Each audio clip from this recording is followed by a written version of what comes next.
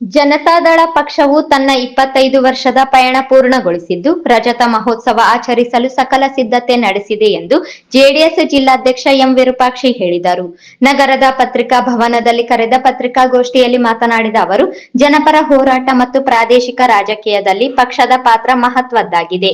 ಪಕ್ಷದ ಸ್ಥಾಪಕ ಮಾಜಿ ಪ್ರಧಾನಮಂತ್ರಿ ಎಚ್. ಡಿ. ದೇವೇಗೌಡ ಅವರ ನಾಯಕತ್ವ ಮತ್ತು ತತ್ವನಿಷ್ಠೆಯಿಂದ ಜೆಡಿಎಸ್ ರಾಜ್ಯ ರಾಜಕೀಯದಲ್ಲಿ ಪ್ರಭಾವಿ ಸ್ಥಾನವನ್ನು ಪಡೆದಿದೆ ಎಂದು ತಿಳಿಸಿದರು. ಮಾಜಿ ಮುಖ್ಯಮಂತ್ರಿ ಹಾಗೂ ಹಾಲಿ ಕೇಂದ್ರ ಸಚಿವ ಎಚ್. ಡಿ. ಕುಮಾರಸ್ವಾಮಿ ಅವರ ಜನಪರ ಆಡಳಿತ, ರೈತ ಶ್ರಮಿಕ ಹಿತರಕ್ಷಣೆಗೆ ಕೈಗೊಂಡ ಕ್ರಮಗಳು ಮತ್ತು ಯುವಜನತೆಗೆ ನೀಡಿದ ಪ್ರೋತ್ಸಾಹ ಪಕ್ಷದ ಸಂಘಟನೆಯನ್ನು ಬಲಪಡಿಸಿದ್ದಾಗಿ ಅವರು ಅಭಿಪ್ರಾಯಪಟ್ಟರು. ಪಕ್ಷದ ರಜತ ಮಹೋತ್ಸವದ ಅಂಗವಾಗಿ ನವೆಂಬರ್ 21ರಂದು ಸಂಜೆ 4:30ಕ್ಕೆ ಎಚ್. ಡಿ. ದೇವೇಗೌಡ ಅವರಿಂದ ಧ್ವಜಾರೋಹಣ, ಸಂಜೆ 6:30ಕ್ಕೆ ಪಕ್ಷದ ಸಾಧನೆ, ಹೋರಾಟಗಳ ಛಾಯಾಚಿತ್ರ, ಭಿತ್ತಿಪತ್ರ, ಆಡಿಯೋ ಹಾಗೂ ವಿಡಿಯೋ ಪ್ರದರ್ಶನ ಇದೆ. ನಂತರ ರಾಷ್ಟ್ರೀಯ ಪರಿಷತ್ ಕಾರ್ಯಕ್ರಮ ನಡೆಯಲಿದೆ.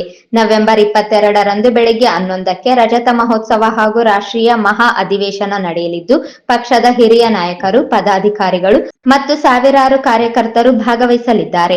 ಡಿಸೆಂಬರ್ 1ರಿಂದ ಜನವರಿ 15ರವರೆಗೆ ರಾಜ್ಯದ ಎಲ್ಲಾ ಜಿಲ್ಲಾ ಕೇಂದ್ರಗಳಲ್ಲಿ ಹಾಗೂ ವಿಧಾನಸಭಾ ಕ್ಷೇತ್ರಗಳಲ್ಲಿ ಪ್ರದರ್ಶನಗಳು, ಕಾರ್ಯಕರ್ತರ ಸಭೆಗಳು ನಡೆಯಲಿದ್ದು, ಜನವರಿ 2026ರ ಅಂತ್ಯದಲ್ಲಿ ಭವ್ಯ ಕಾರ್ಯಕರ್ತರ ಸಮಾವೇಶ ಜರುಗಲಿದೆ ಎಂದರು.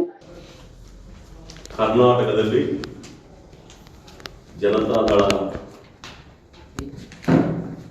ಉದಯವಾಗಿ 25 ವರ್ಷಗಳ ರಜತ ಮಹೋತ್ಸವವನ್ನು ಆಚರಣೆ ಮಾಡಿಕೊಳ್ತಕ್ಕಂಥ ಸಮಯ.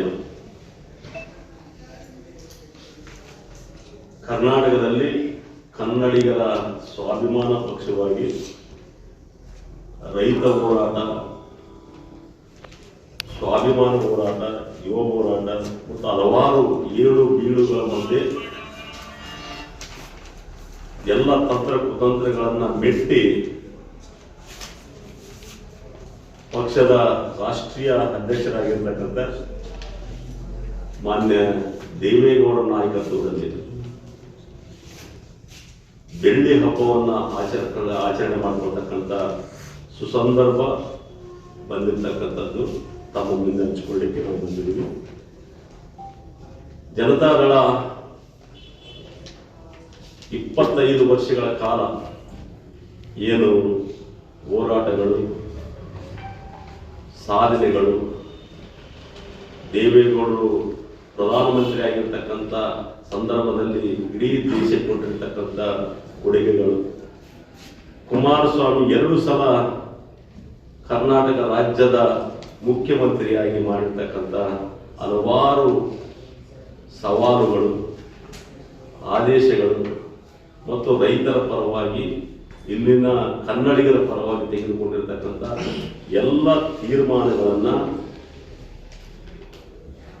ನಾಳೆ 21, 22ರಂದು ನಮ್ಮ ಪಕ್ಷದ ಕೇಂದ್ರ ಕಚೇರಿಯಲ್ಲಿ ಬೆಳ್ಳಿ ಹಬ್ಬವನ್ನು ಆಚರಣೆ ಮಾಡ್ತಾ ಇದ್ದೀವಿ. ಇದರಲ್ಲಿ ಬಹಳ ಮುಖ್ಯವಾಗಿ ಈ 25 ವರ್ಷಗಳ ಪಕ್ಷಿ ನೋಟವನ್ನು, ಭಾವಚಿತ್ರಗಳು, ಭಿತ್ತಿಪತ್ರಗಳು, ವಿಡಿಯೋ, ಆಡಿಯೋಗಳನ್ನು ಪ್ರದರ್ಶನ ಮಾಡುವ ಮೂಲಕ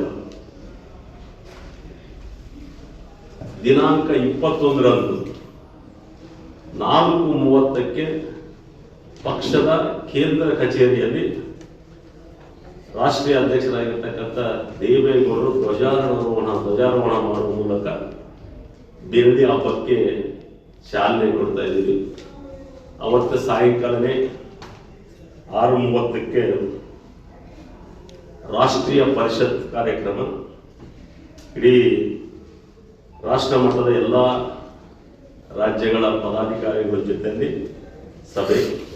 22ರಂದು ಬೆಳಗ್ಗೆ ಇಡೀ ರಾಜ್ಯದ ಜಿಲ್ಲಾ ತಾಲೂಕು ಪದಾಧಿಕಾರಿಗಳ ಒಂದು ಸಮಾವೇಶವನ್ನು ಹಮ್ಮಿಕೊಳ್ಳಲಾಗಿದೆ. ಈ ಸಮಾವೇಶದಲ್ಲಿ 25 ವರ್ಷಗಳಿಂದ ನಡೆದುಕೊಂಡು ಬಂದಿರತಕ್ಕಂಥ ಇತಿಹಾಸದ ಪುಸ್ತಕಗಳನ್ನ ಈಗಾಗಲೇ ಮುದ್ರಣಗೊಂಡಿದೆ, ಅವತ್ತು ರಿಲೀಸ್ ಕೂಡ ಆಗ್ತಾ ಇದೆ. ಈ ಕಾರಣಕ್ಕಾಗಿ ನಮ್ಮ ಜಿಲ್ಲೆಯ ಎಲ್ಲ ವಿಧಾನ ಪರಿಷತ್ತಿನ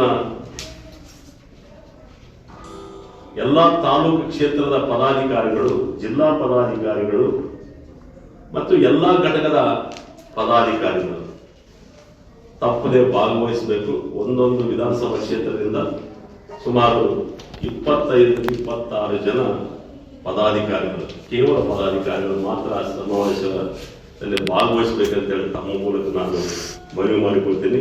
ಅದಾದ ನಂತರ ಡಿಸೆಂಬರ್ 1ರಿಂದ ಡಿಸೆಂಬರ್ 15ವರೆಗೆ ಇಡೀ ರಾಜ್ಯದ ಎಲ್ಲ ಜಿಲ್ಲೆಗಳಲ್ಲಿ 25 ವರ್ಷಗಳ ಸಾಧನೆಯ ಪಕ್ಷಿ ನೋಟವನ್ನ ಪ್ರತಿಯೊಂದು ಜಿಲ್ಲಾ ಕೇಂದ್ರಗಳಲ್ಲಿ ಪ್ರದರ್ಶನಕ್ಕೆ ಇಡ್ತೀವಿ. ಜೊತೆಗೆ ಅವತ್ತು ನಮ್ಮ ಪಕ್ಷದ ಧ್ವಜವನ್ನ ಹಿಡಿಕೊಂಡು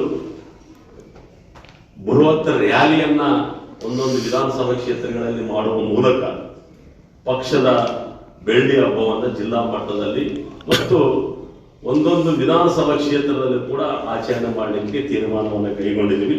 ಅದೇ ರೀತಿಯಲ್ಲಿ ನಾವು ನಾಳೆ 22ಕ್ಕೆ ಏನು ಬೆಳ್ಳಿ ಹಬ್ಬದಲ್ಲಿ ಭಾಗವಹಿಸಿ ಅಲ್ಲಿ ದಿನಾಂಕವನ್ನು ನಿಗದಿಪಡಿಸಿಕೊಂಡು ನಾವು ರಾಯಚೂರಿನಲ್ಲಿ ರಂಗಮಂದಿರದಲ್ಲಿ ಇಡೀ ಬೆಳ್ಳಿ ಹಬ್ಬದ 25 ವರ್ಷಗಳ ಪಕ್ಷಿ ನೋಟವನ್ನು ಪ್ರದರ್ಶನಕ್ಕೆ ಮಾಡ್ತೀವಿ. ಜೊತೆಯಲ್ಲಿ ಅವತ್ತು ಕಾರ್ಯಕ್ರಮ ಕೂಡ ಮಾಡ್ತೀವಿ ಅಂತಕ್ಕಂಥ ಮಾತನ್ನ ಹೇಳ್ತಾ, ಈ ಒಂದು ಬೆಳ್ಳಿ ಹಬ್ಬಕ್ಕೆ ಜಿಲ್ಲೆಯ ಎಲ್ಲ ಪದಾಧಿಕಾರಿಗಳು ಭಾಗವಹಿಸಿ ಪಕ್ಷವನ್ನ ಮುಂದಿನ ದಿನಗಳಲ್ಲಿ ಬರ್ತಕ್ಕಂಥ ಚುನಾವಣೆಗಳು, ಜಿಲ್ಲಾ ಪಂಚಾಯತ್, ತಾಲೂಕ್ ಪಂಚಾಯತ್ ಮತ್ತು ಸ್ಥಳೀಯ ಸಂಸ್ಥೆಗಳ ಚುನಾವಣೆಗಳಲ್ಲಿ ಪಕ್ಷವನ್ನ ಬಲಿಷ್ಠವಾಗಿ ಕಟ್ಟಲಿಕ್ಕೆ ನಾವೆಲ್ಲರೂ ಕೂಡ ಮುಂದೆ ಬರಬೇಕಂತಕ್ಕಂಥ ತೀರ್ಮಾನವನ್ನ ಮಾಡಿದ್ದೀವಿ. ಈ ನಿಟ್ಟಿನಲ್ಲಿ ತಮ್ಮ ಮೂಲಕ ನಮ್ಮ ಪಕ್ಷದ ಎಲ್ಲಾ ಪದಾಧಿಕಾರಿಗಳಿಗೆ ಬೆಂಗಳೂರಿಗೆ ರಜತ ಮಹೋತ್ಸವ ಕಾರ್ಯಕ್ರಮದಲ್ಲಿ ಭಾಗವಹಿಸಲಿಕ್ಕೆ ಬರಬೇಕಂತೇಳಿ ಕೇಳ್ಕೊಳ್ತಾ ಇದ್ದೀನಿ. ಸುದ್ದಿಗೋಷ್ಠಿಯಲ್ಲಿ ಶಿವಶಂಕರ್ ವಕೀಲ್, ಮಹಾಂತೇಶ್ ಪಾಟೀಲ್ ಅತ್ತನೂರು, ಸಣ್ಣ ನರಸಿಂಹ ನಾಯಕ್, ಲಕ್ಷ್ಮೀಪತಿ ಗಾಣಧಾಳ, ರಾಮಕೃಷ್ಣ, ನರಸಪ್ಪ ಆಶಾಪುರು ಸೇರಿದಂತೆ ಇತರರಿದ್ದರು.